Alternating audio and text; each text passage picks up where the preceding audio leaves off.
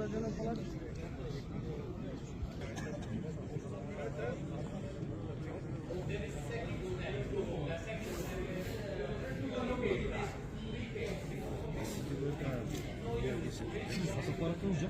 системасы кандай жүргүзүлөт? Азыр биякта эч кимден окутпайт, электрондой кандай ошол? Төлем системасы бул акыркы технологиялар менен жасалып жатат. Азыр тестовый режиме иштеп атат. 4 түр бар төлөй турган. Биринчиси башында баягы наличный менен төлөйт. Андан кийин QR код деп коет го, элдин баары билет да. QR код менен төлөсө болот. Өзүнчө приложение болот телефондо. Ошо QR кодду койгондо машинанын номеру, тарифи автоматически чыгат да. Ошону оплатить дегенде, төлөө дегенде флагман машина өтүп кетет да. Андан тышкары банковский карточканы келип тийгизгенде эле флагман машина дагы өтөт. Анан номерго байланган кошелек болот.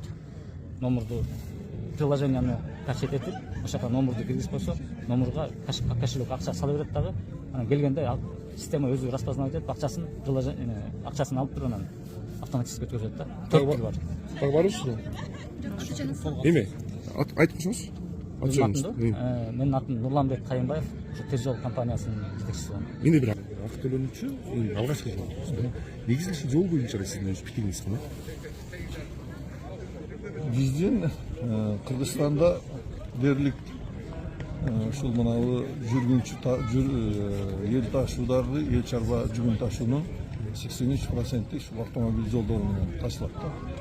Ошондуктан биздин экономикабызда дагы, биздин элибиздин жашообузда дагы бул автомобиль унаасы, автомобиль жолу бул негизги локомотив да, экономиканын дагы, биздин экономиканын өнүгүшүнүн дагы негизги ушу өзөгү автомобиль жолу болуп саналат. Себеби мен азыр эле айтып өттүм, 83% бүт бардык жүк ташуулар, ошондой эле жүргүнчүлөрдү ташуу бизде автомобиль жолу. Бизде дерлик авиация жок.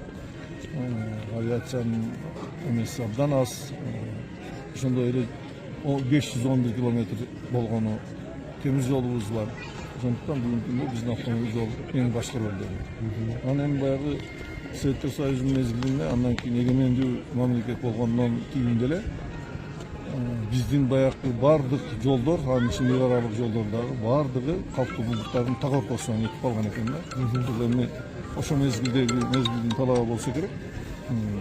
Андан кийин биз мына 30 жылдын ичинде ушу жолдордун көп жеринде эл аралык жолдор реабилитациядан өттү, бирок бардыгы эле калктуу пункттардын ичинен өтүп калды да.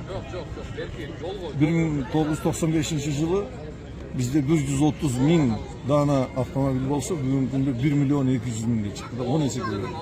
Ошо 10 эсе көбөйгөндүгүнө байланыштуу бүгүнкү күндө ушул бардык калктуу пункттарда ошол биздин жолдор так ортосунан өткөндүгүнө байланыштуу бир гана бул өзгөндө эмес, биздин республиканын бардык калктуу пункттарында, мына Ош шаарында, Чолпон Атада, Балыкчыда, Сокулукта, Кантта, дегеле мына Ноокатта, бүт бардык жерде ушул чоң проблема тыгындар пайда болду да.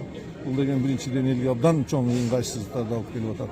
Экинчиден мына биздин ушул транзиттик баягы потенциалыбызды да аябай начарлатып жиберди. Мына айрыкча айта турган болсок, Ош шаарында Кытайдан келет, Өзбекстандан чыгат, Баткенден келет, 9 жолдун тоңунда турат. Бүгүн ошол жерде жашаган жашоочулар үчүн абдан чоң ыңгайсыздык, чоң проблемалар түзүлдү. Ошондой эле проблема мына ушул Өзгөн шаарында да болуп аткан, Бишкекке бараткандар дагы, Ошко кетип аткандар дагы баардыгы ушул жерге келип 30 жарым сааттан 1 саат, 1,5 саатка чейин ушул пробкада туруп анан өтүшүп келе жатышат да.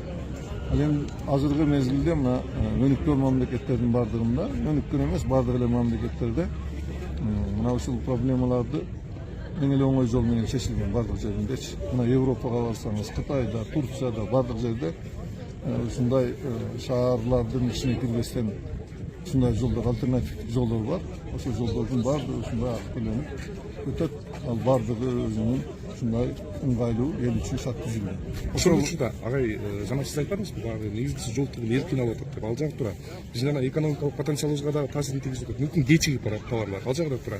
Бирок ушул учурда азыр эми баягы акы төлөнүүчү жол менен биз ошол маселени чече алдык деп айтсак болобу? Эмне үчүн чече албадык деп ойлойсуз? Себеби мен айтайын дегеним, Biz bugün bir ile жалгыз мамлекет, ушул акыт төлөөчү биз эмеспиз. Баардык мамлекеттер ошол бюджетке баягы чоң күч келтирбеш үчүн бюджетке, республиканын бюджетине. Ушул эгерде жеке инвесторлор курса, же болбосо бир ушундай жол кура турган бир рычагтарды тапкан болсо, мындай жолдор эл үчүн сөзсүз түрдө ыңгайлуу болот. Бирок ошол учурда жана баасы социалдык камактарда талкуу жаратканбы? 700 сом, анан ал жагы менен ушул 28 километр дээрлик бир сатка жактын жолдарын 700 сом төлөгөн канчалык негиз? Бул боюнча пикириңиз кандай? Ошол 200 сом, 300 сом, 700 сом. Нерсени айтып коеюн бар. Мына ошол 700 сом деп атасыз да? Мына мен көп жолу запрос жасадык бул боюнча. Мына фураларды минген, ошол чоң машиналарды минген, фураларды минген айдоочулардын баардыгы айтып атат. Өзгөндүн ичинде биз ошо жүргүзүп коюп, улам жылып, улам токтоп, улам жылып, улам токтоп отуруп, 10 литрден 15 литрге чейин биз сараканы ушул жерден өткөнгө кетиребиз деп. Бүгүнкү күндө 1 литр сараканын баасы 75 сом болгондуктан 10 литр кетиргенде эле 700 сом болот. Бул жерде биз эч кандай бир аны аларга ашыкча, алардын бир жүк келтире турган эмес. Ошол эле кетирген эле чыгым убактысы жөнүндө айтпай эле коеюн. Анын ошол кетирген күйүүчү майынын эле баасындагы эле тариф коюлган, андан бийик эч кандай эч нерсе коюлган эмес. Ошондуктан мен ойлоймун, бул жерде бул биринчиси. Экинчиси, бул жерде альтернативдүү жол бар. Мына эгерде бул жерден каалоочулар гана өтөт. Ким кааласа, ушул жол аркылуу өтөт. Эгерде каалабагандар өзгөн аркылуу мурдагыдай эле өтүп кете берсе боло берет. Бул жерде эгерде альтернативдүү жол болбой туруп, kurup andan keyin akıt öyle dese anda tur emes bolup kalmaz. Bu yerde толук менен альтернативдүү жол бар өзгөн аркылуу өткөн.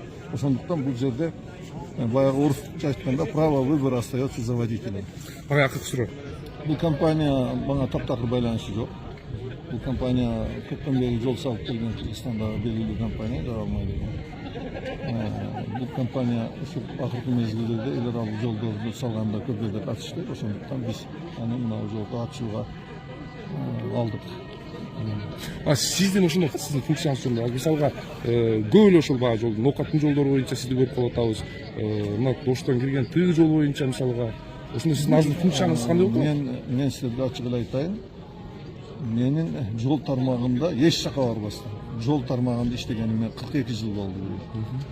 Мына ушул 42 жылдын ичинде мен дээрлик жол системасыны мен билген адис катары, мен айтпайм, мен мурдагы министр адис катары мен билемин кандай кылып курушту, кантип жасашты. Ошондуктан мына ноокаттагы жол эл кыйналып 3 көпүрө 2,5 жылдан бери курулбай турган көпүрөнү бүзүш айдын ичинде. Бул эл үчүн жакшыбы же жаманбы? Жакшы. Анда ошондо ошол. Мына жолду болсо биз рекордтук срокто мына мен министрде болуп иштегенмин. Биздин убакта дагы мына ушул эл аралык патриотчиктер ушундай эле көлөмдөгү жолдорду 2 жылда, 3 жылда мунун өзү нормативдик срогу боюнча 2 жылда курулат турган жол болчу. Сиздин баягы мыкты